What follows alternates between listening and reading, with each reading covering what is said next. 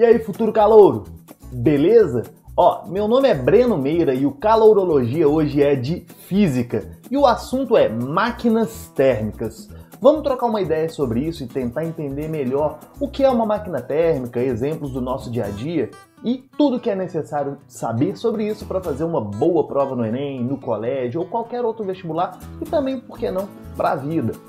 Saca só, vem comigo aqui. Primeiro vamos entender o conceito basicão de máquina térmica, tá? Primeira coisa que você tem que entender é o seguinte. Uma máquina térmica, ela é um dispositivo que funciona entre diferença de temperatura. Você tem uma fonte quente, que é onde a temperatura é maior, uma fonte fria, onde a temperatura é menor. Ou seja, naturalmente, espontaneamente haverá um fluxo de energia. O calor ele vai fluir, né? Energia térmica da fonte quente para a fonte fria. Só que no meio do caminho você vai ter ali uma máquina, algum tipo de motor. E essa máquina vai conseguir pegar parte dessa energia e utilizar para a realização de trabalho. O que é trabalho? Lembre lá das suas aulas de mecânica. Trabalho é pegar energia e fornecê-la para um corpo na forma de energia de movimento. Então, ó, parte da energia que sai da fonte quente é utilizada para realizar trabalho, mas uma outra parte é jogada fora na fonte fria. Tá beleza?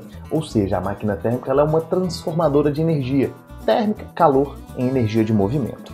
Agora veja bem, pela ideia da conservação da energia, a gente sabe que na natureza nada se cria, nada se perde, tudo se transforma. Ou seja, vou falar que essa energia daqui, ó, que chama ela de QQ. É o calor cedido pela fonte quente. QQ. Calor cedido pela fonte quente. Parte é utilizada para realizar trabalho.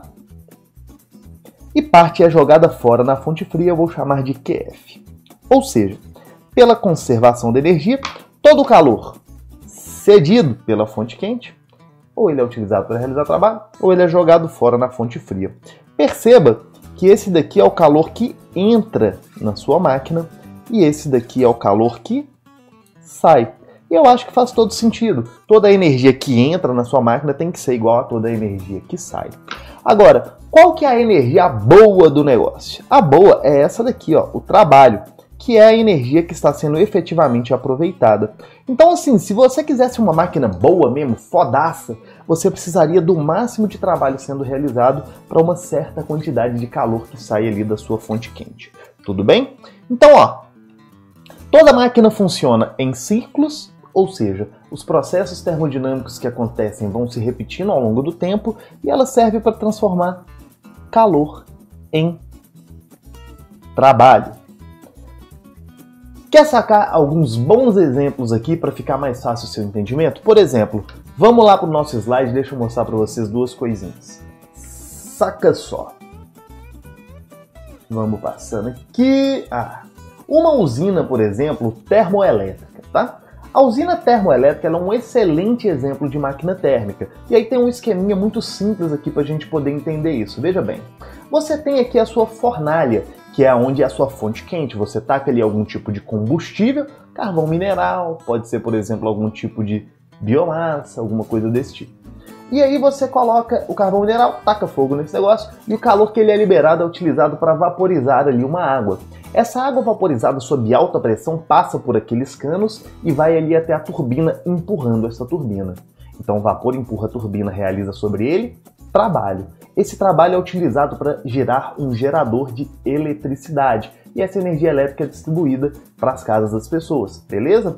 Só que depois que esse vapor quente passa ali na turbina, ele volta para um condensador, aonde ele perde a energia térmica, esfria e volta a ser água.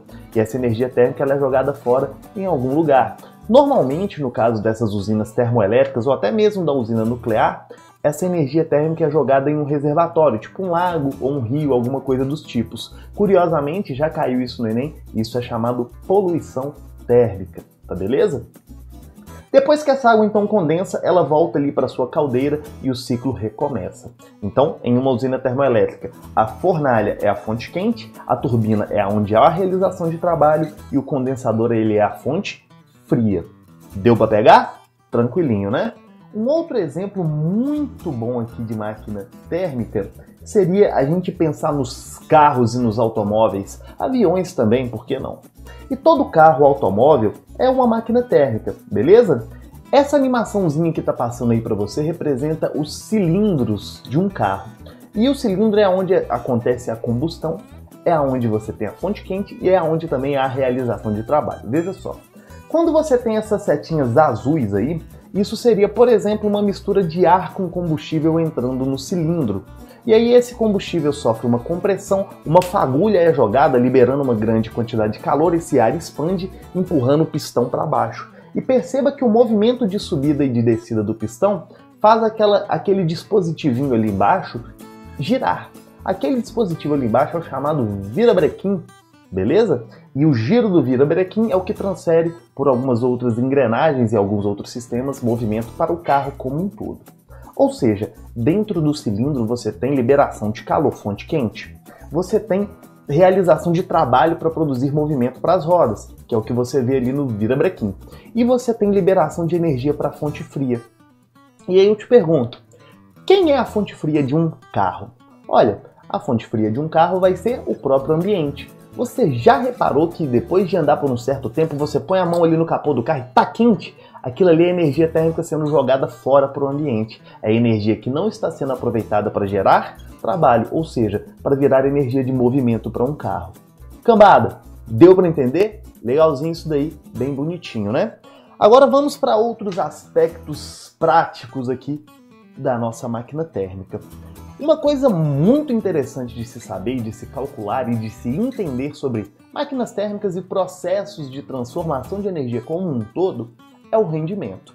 A gente fala que o rendimento de uma máquina ou de um processo de transformação de energia é o percentual de energia aproveitada. Tudo bem? Veja só, suponhamos que saia da fonte quente um total de 1000 joules de energia. Que essa minha máquina hipotética ela consiga realizar 200 joules de trabalho. Ou seja, entrou 1000, saiu 200 em forma de trabalho, quanto que tem que estar sendo jogado fora lá na fonte fria?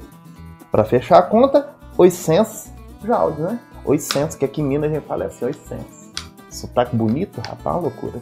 Então, qual é o percentual?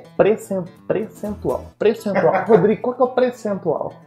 Deve ser a porcentagem de um prefeito, né? A porcentagem de um prefeito. Nossa, foi péssimo. Agora tá maravilhoso. Além de ensinar física, eu tô inventando palavra para explicar os negócios. Guimarães Rosa. Guimarães Rosa. Neologismo. Neologismo, né? Então o que eu tô fazendo é física com poesia. Olha que loucura. Que beleza. Então, olha, qual que é o rendimento, ou seja, o percentual de energia aproveitada? Filho do céu, aqui você vai fazer um negócio que você gosta demais da conta, que é regra de 3. Olha que loucura. Veja. O total, né, são aqui os meus 1000 joules de energia. Isso corresponde a 100%, ou seja, 1. Hoje, 100% equivale a 1, matematicamente. Beleza? E os meus 200 joules de energia aproveitada, eu vou falar que equivale a R. R de Ronaldo. Mentira, rendimento. Multiplicando cruzado e fazendo essa continha daqui, você vai perceber que o rendimento ele vai ser de 200 dividido por 1000. Perceba que se eu estou usando joule em cima e joule embaixo, qual que é o resultado dessa continha daqui, ó? Passa a faca, ó, corta, corta, 2 por 10, 2 por 10, 2 por 10 vai dar 0,2. Joule com joule não sobra unidade. O que isso significa? Que o rendimento ele é um número adimensional, ele não tem grandeza, tudo bem? Ele não tem unidade de medida, desculpa. Agora veja bem, dizer que o rendimento ele é de 0,2, isso é equivalente a dizer que o rendimento da minha máquina ele é de 20%. Isso daqui tá bom ou isso daqui tá ruim? Né? Dizer que a minha máquina, de toda a energia que ela recebe, aproveita só 20%, é legal ou é uma máquina meio bosta? Assim? Rodrigo, 20% é bom ou 20% é ruim? Ué, se a gente comparar com as primeiras máquinas, né? Com as primeiras máquinas. Com o trem de ferro antigo. Trem de ferro antigo. Qual que era o rendimento de um trem de ferro antigo? Eu aprendi no vídeo do Calorologia. Sobre Revolução Industrial. Que era até... não tinha nem 10%. Nem 10%. Quer ver? Põe o slide aí pra gente discutir isso com a molecada. Olha só. Cambada, Olhando para essa imagem daí, a gente consegue ver o seguinte. Você tinha ali as primeiras locomotivas a vapor simples, ó, com rendimentos de 6 a 8%. Você tem ali turbinas a vapor e máquinas de condensação com rendimentos de 16 a 30%, enquanto motores a gasolina dos carros atuais, tem ali mais ou menos entre 22% e 28% de rendimento. Então se você para olhar, esses 20 aqui não tá muito ruim não, tá até mais ou menos bacana, né?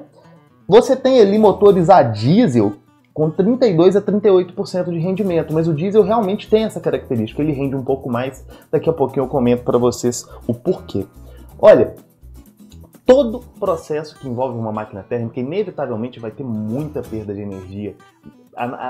Não é fácil, né, transformar a energia térmica em energia mecânica. Então esse desperdício ele é natural e ele sempre vai acontecer. Inevitavelmente vai haver perda de energia. Ou dizendo de outra forma, é impossível uma máquina térmica que renda 100%.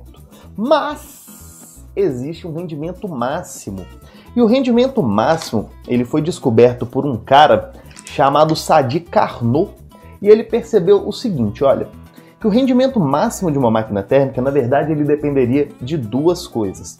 Quais são essas duas coisas? A temperatura na qual se encontra a fonte fria e a temperatura na qual se encontra a fonte quente. Esse é o rendimento máximo.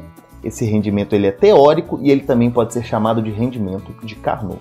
Então, por exemplo, se eu supuser que a fonte quente dessa minha máquina funciona a uma temperatura de 600 Kelvin e que a fonte fria dessa máquina funciona a uma temperatura de 300 Kelvin, qual seria o rendimento máximo que eu poderia extrair dessa máquina?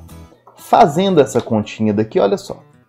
O rendimento máximo é 1 menos temperatura da fonte fria, 300, temperatura da fonte quente, 600.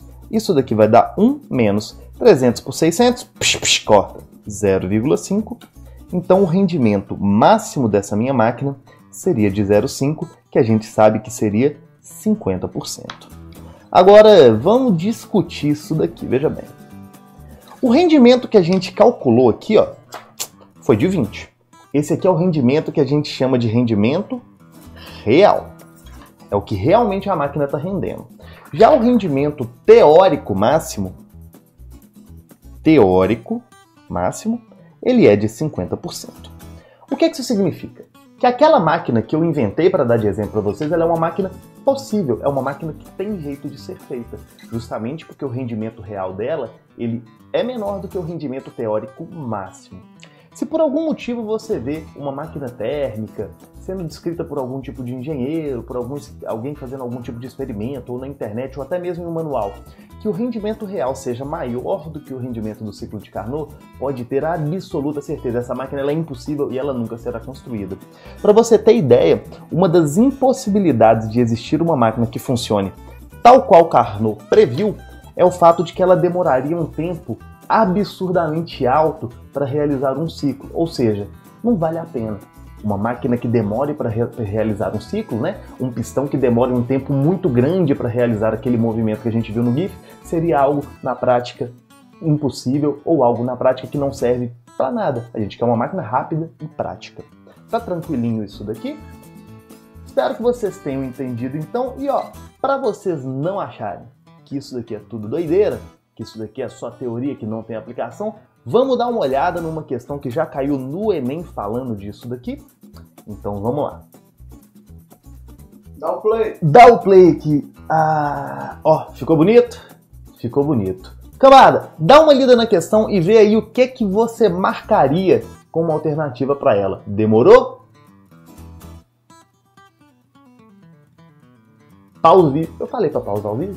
Não. Foi, então pausa o vídeo e eu fiquei fazendo cara de idiota aqui. Pausa o vídeo.